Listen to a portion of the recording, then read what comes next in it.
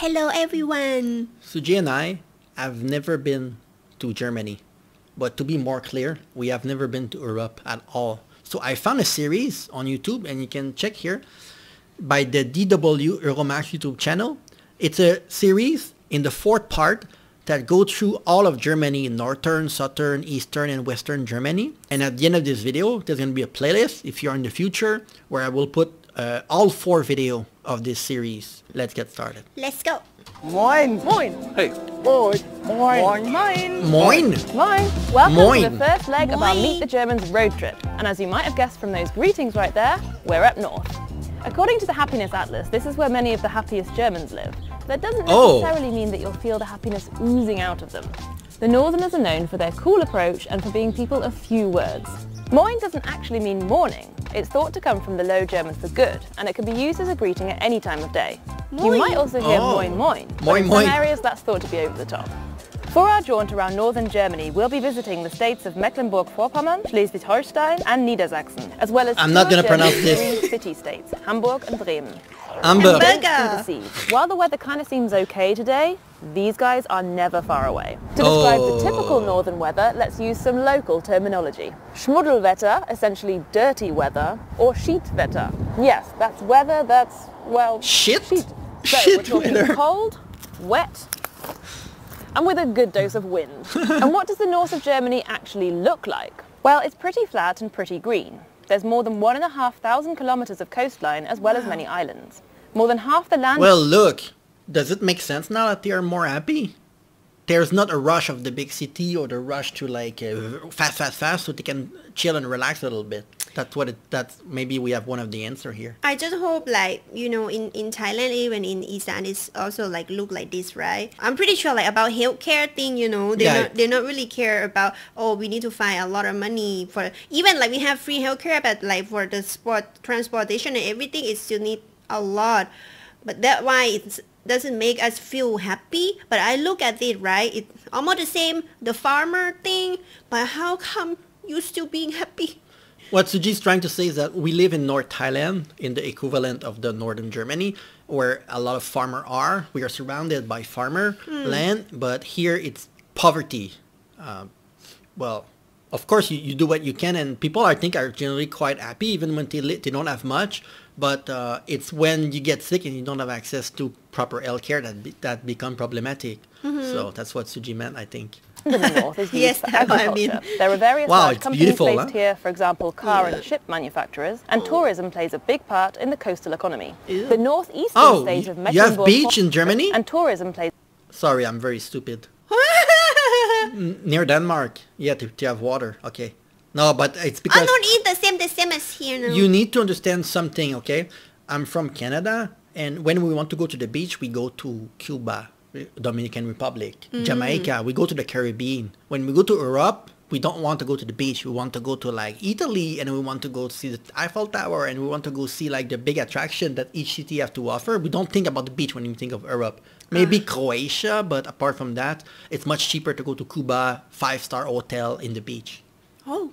Do you think about the beach or no? No, I never think about it. Why do I need to think about it? Thailand has a lot of big part beach. Yeah, in the but that's- coastal economy. Beaches. The northeastern state of Mecklenburg-Vorpommern is the least densely populated state in Germany, with just 69 people per square kilometre. But what it lacks in people, it makes up for in lakes. In fact, it boasts Europe's largest landlocked lake district. Ooh, landlocked lake. Meckpomm is the only new or former East German state in the north of Germany. You can still see a few Meckpomm, reminders- wait a second. I'm sorry.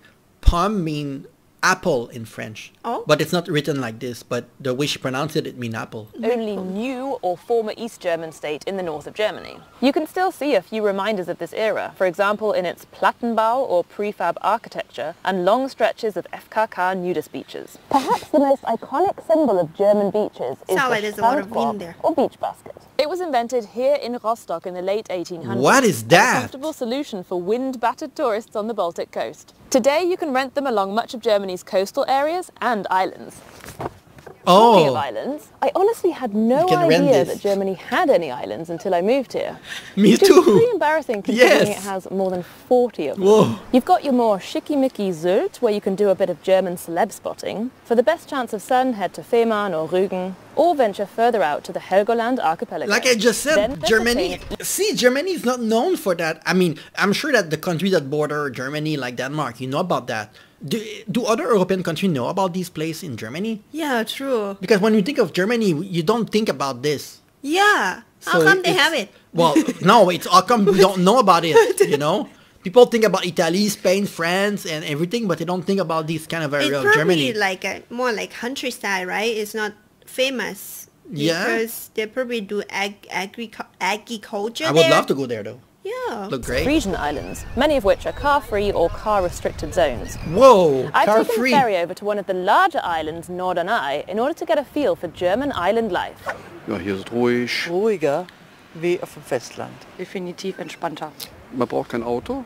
Und ganz gesund. Wow, don't need a car. Schläft hier wie tot. So Hier healthy. ist so ein bisschen heile Welt noch. Im Winter haben wir ein bisschen Ruhe, jetzt haben wir ein bisschen Trubel. Ne? Da leben wir natürlich von. Oh. Hier hat man Ruhe, Sportbewegung. Die Work-Life-Balance ist einfach fantastisch. They can This is also a exercise, they're really healthy. rich area for biodiversity. The Wattenmeer is the world's largest unbroken system of intertidal sand and mudflats, and a large part of it is found along Germany's North Sea coast. It's a vital site for migratory birds, and it's home to numerous plant species and animals like seals and harbour porpoises. One thing What? species and animals like seals and harbour porpoises. What the hell is Arbo Porpoise? One the thing hell that is connects that? all the northern states is language. Low German, known as Plattdeutsch or Niederdeutsch, is an officially recognized and protected regional Oh, whoa. language. It's descended from Old Saxon, say and it has us. many different local dialects, such as Hamburger. Yes, in the north of Thailand they speak a dialect called Isan, which is also the Northern. Northeast. northeast. They speak Isan, which is spoken in Lao, in the country of Lao. Thai people still understand, but like some words still different. You know, Mm. it's more like north of Lao, thing like that. Platt and Mecklenburgisches Niederdeutsch. While High German has been encroaching steadily since the 1950s, High German. Platt is still widely spoken among the older generation, and efforts have been made to preserve the language, for example with radio shows and lessons in schools. And some young people are also keen to keep their linguistic heritage alive. Moin Leeflu. Moin Leeflu. Ik ben Dieke en vandaag werd ik Plattdeutsch Dünnedag. Ja, ik ben Dieke, ik ben 22 Jahre alt, ik komme uit Auwok oder uit Südbrockmanland in der Nähe von Auwok und mittlerweile lebe ich hier auf der Insel Norderney. Ich glaube, das Plattdeutsche ist einfach wirklich super natürlich und es wird einfach frei Schnauze geredet und selbst die bösesten Schimpfwörter klingen irgendwie lustig und man It sounds really nimmt's calm, nicht the way you übel. speak. Es ist halt in der Vergangenheit eben häufig so gewesen, dass ältere Personen ihren Kindern oder ihren Enkeln das nicht mehr beigebracht haben, weil es dann immer hieß, die können dann niemals wirklich Hochdeutsch sprechen oder das gab da immer so ein Weil paar es quick. Vorurteile in der Vergangenheit und das It's kann ich quick, halt total yeah. widerlegen. Mir hat das sogar eher noch viel gebracht, weil das auch ähnlich zum Englischen zum Teil ist und dadurch ist mir zum Beispiel das Englischlernen eigentlich relativ leicht gefallen dann in der Schule. Ja, also es ist eben ein Teil von Ostfriesland und auch ein Teil von Norddeutschland. Das ist eben was bewahrt werden muss. Back in the day, Low German was also the Seemannssprache, nautical language, and Hansasprache, Hanseatic or trade I'm not language. pronouncing And this. that's our cue for a little walk down memory lane. The Hanseatic League was an organisation of merchant guilds, ports and market towns that dominated trade in Northern Europe from the 13th to the 15th century. And it all began here in northern Germany. Hanse was a medieval German word for guild or association, and the Hanseatic League was set up in order to protect mutual trading interests, from tax arrangements to defence against pirates. Lübeck and Schleswig-Holstein had easy access to both the North and Baltic Wow. seas. It was the hub of the Hanseatic League. Is this a castle? This is the most pretty thing I've ever seen. I love the black thing. It looked like a hat. Why it look like school for me? It's a school? It almost Harry looks like Potter. yes, but it's so we don't have anything like that in Canada.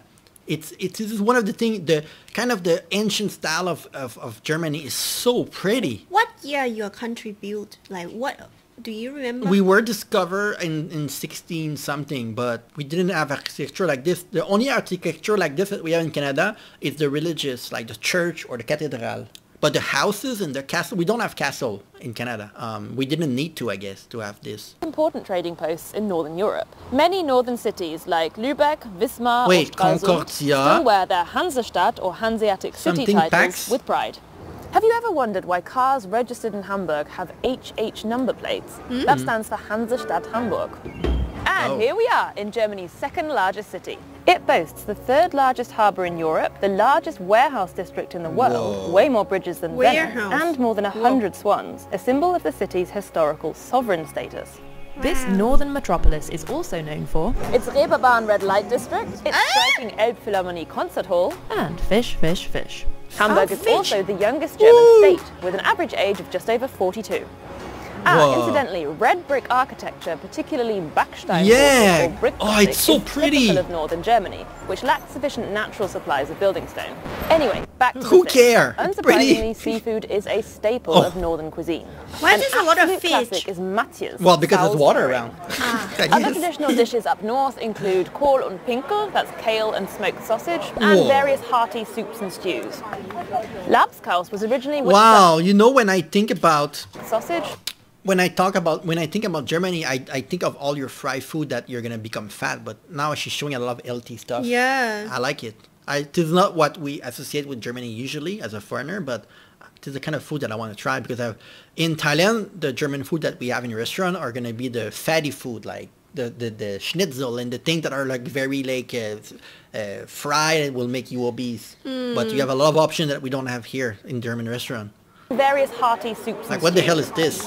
Labskaus was originally whipped up from long-lasting ingredients for sailors on long trips at sea. It's kind of a mush of corned beef I've and never potato. had this. If you're lucky, you might get some pickled herring and a fried egg on top. It looked weird, to be honest, but... Allow me to introduce you to one of my all-time favorite German foods, which was invented right here in Hamburg. The Franzbrötchen. Think cinnamon swirl, but even better. Oh, I love cinnamon roll!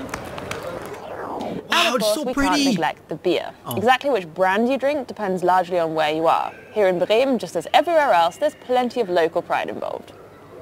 But here in the north, we're generally talking some kind of Pilsner. But there's another drink that I've had on my bucket list for ages. Ostfriesentee. The hell is that? Move over Turkey and Great Britain. Ostfriesland is apparently the tea drinking capital of the world. The East Frisians drink an average of 300 litres of tea a year. And there's a whole ritual involved. I've come to wow, we would love this. Suji and I are a huge tea drinker. Yeah. And Thailand is also home to a lot of street food, tea and coffee, and huge also. But we drink everything cold. Because it's really hot in Thailand. I try to pretend to drink hot like you guys, but I could not do it. No, because it's too hot, but I would love to try their tea. With East Frisian tea to get initiated in a traditional tea ceremony. Als erstes braucht man erstmal einen schönen Klumpen. Der kommt zuerst in die Tasse. Sugar. Dann gießt man den Tee ein und das knistert jetzt ein bisschen. Der Tee ist schön dunkel und kräftig. Das ist ein kräftiger Assam-Tee. Dann braucht man Sahne. Und das machen wir immer entgegen dem Uhrzeigersinn, weil wir beim Teetrinken die Zeit anhalten möchten. Und das Ganze nennt sich dann das Wulkje, weil das aussieht wie eine kleine Wolke. Nein, es wird einfach so in Schichten getrunken. Also man trinkt gleich erstmal so diese sahnige Schicht und dann trinkt man langsam eben sich durch bis zum letzten süßen Schluck. She's so calm. Die Menschen haben ja hier früher sehr viel auch draußen gearbeitet. Es war oft schlechtes Wetter, es war kalt, es war nass. Und da war so eine Teepause sehr willkommen, weil der Tee ist schön heiß. Außerdem wird bei der Zubereitung von Tee ja das Wasser abgekocht. Und das war sehr gut, weil das Wasser war oft sehr keimhaltig hier in Ostfriesland. Die Leute wurden krank, wenn die das Wasser so nicht abgekocht getrunken haben. Als Ostfriese wächst man da einfach rein. Und What? I want to have that. Maybe you can make a video when she tried to remake that tea. And pour the tea. Yeah, okay, maybe we can make a video like this. Man weiß eigentlich gar nicht, wie man anders Tee trinken kann.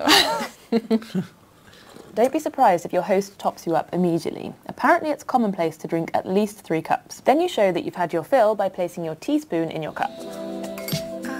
Please leave your top tips for Northern Germany in the comments and I'll see you. You need to learn. Yeah, let us know like what if this was accurate, if there's things that are missing, what is your favorite part of everything? I feel like I've learned a lot. I will need to rewatch a video to get understand everything. Yeah, this is really open, like know more than, you know, like Berlin, Munich thing. You know? I feel like it's the most accurate video in terms of like learning things that are not like the usual thing that you learn in a video. It feels very personal. It feels like it show the real northern Germany. Let us know if this was as accurate as we think it was, and click here if you're in the future that we will react to South Germany, West and East Germany, and give you a breakdown after everything. And click here for the playlist. Yes, click here. Okay.